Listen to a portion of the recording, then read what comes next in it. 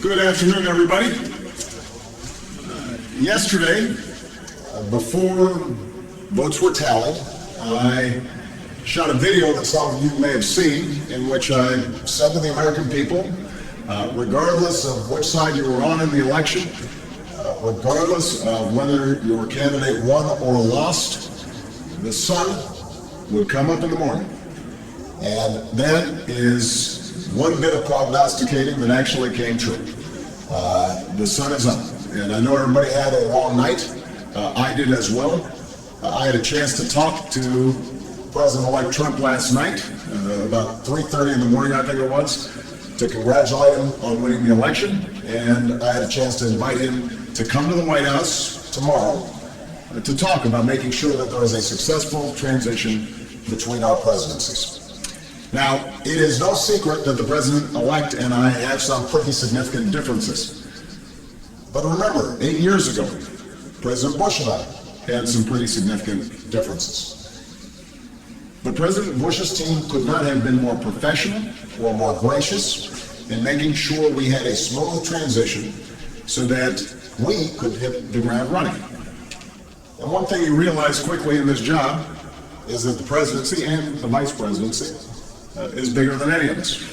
So I have instructed my team to follow the example that President Bush's team set 8 years ago and work as hard as we can to make sure that this is a successful transition for the President-elect. Because we are now all rooting for success in uniting and leading the country. The peaceful transition of power is one of the hallmarks of our democracy. And over the next few months, we are going to show that to the world. I also had a chance last night to speak with Secretary Clinton, and I just had a chance to hear her remarks. I could not be prouder of her. She has lived an extraordinary life of public service. She was a great First Lady. She was an outstanding senator for the state of New York, and she could not have been a better Secretary of State. I'm proud of her. A lot of Americans look up to her.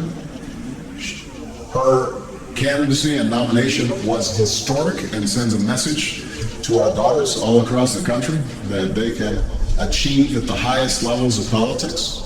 And I'm absolutely confident that she and President Clinton will continue to do great work for people here in the United States and all around the world.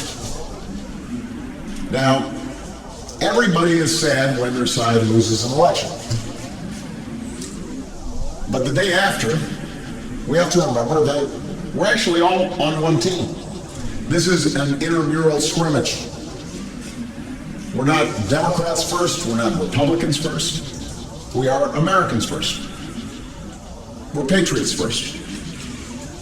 We all want what's best for this country. That's what I heard in Mr. Trump's remarks last night. That's what I heard when I spoke to him directly. And I was heartened by that. That's what the country needs. A sense of unity, a sense of inclusion, a respect for our institutions, our way of life, rule of law, and a respect for each other. I hope that he maintains that spirit throughout this transition, and I certainly hope that's how his presidency has a chance to begin. I also told my team today to keep their heads up, because the remarkable work that they have done, day in, day out, often without a lot of fanfare, often with a lot of attention, work in agencies, work in obscure areas of policy that make government run better and make it more responsive and make it more efficient and make it more service friendly so that it's actually helping more people. That remarkable work has left the next president with a stronger, better country than the one that existed 8 years ago. So win or lose in this election, that was always our mission. That was our mission from day one. And everyone on my team should be extraordinarily proud of everything that they have done. And so should all the Americans that I've had a chance to meet all across this country, who do the hard work of building on that progress every single day. Teachers in schools, doctors in the ER clinic, small businesses, putting their all into starting something up, making sure they're treating their employees well. All the important work that's done by moms and dads and families and congregations in every state. The work of perfecting this union. So this was a long and hard-fought campaign. A lot of our fellow Americans are exultant today. A lot of Americans are less so. But that's the nature of campaigns. That's the nature of democracy. It is hard. And sometimes contentious and noisy. It's not always inspiring. But to the young people who got into politics for the first time and may be disappointed by the results, I just want you to know you have to stay encouraged. Don't get cynical. Don't ever think you can't make a difference. As Secretary Clinton said this morning, fighting for what is right is worth it. Sometimes you lose an argument. Sometimes you lose an election. You know, the path that this country's taken has never been a straight line. We zig and zag, and sometimes we move in ways that some people think is forward and others think is moving back. And that's okay. I've lost elections before. Joe hasn't. But, so I've been sort of sharing. You beat me badly.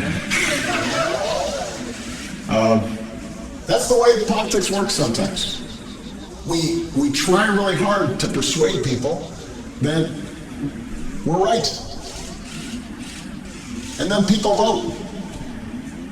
And then if we lose, we learn from our mistakes, we do some reflection, we lick our wounds, we brush ourselves off, we get back in the arena, we go at it, we try even harder the next time.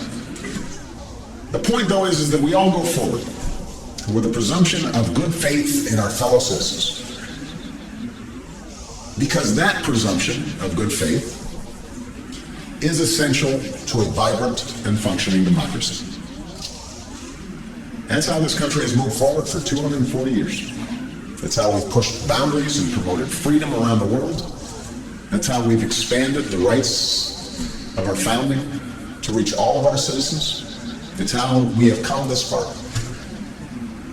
And that's why I'm confident that this incredible journey that we're on as Americans will go on.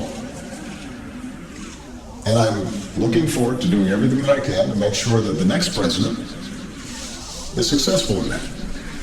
I've said before, I think of this job as being a relay runner.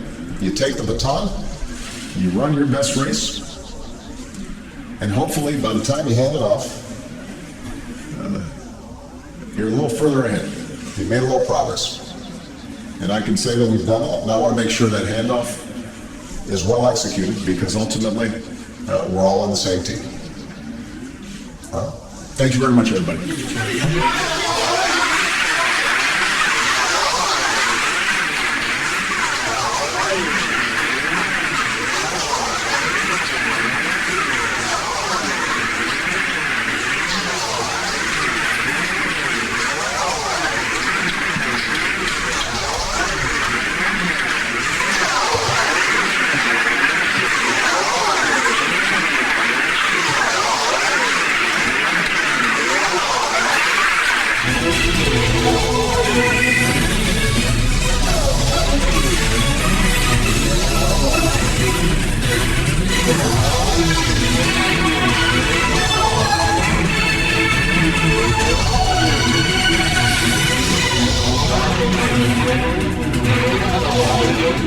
Thank you.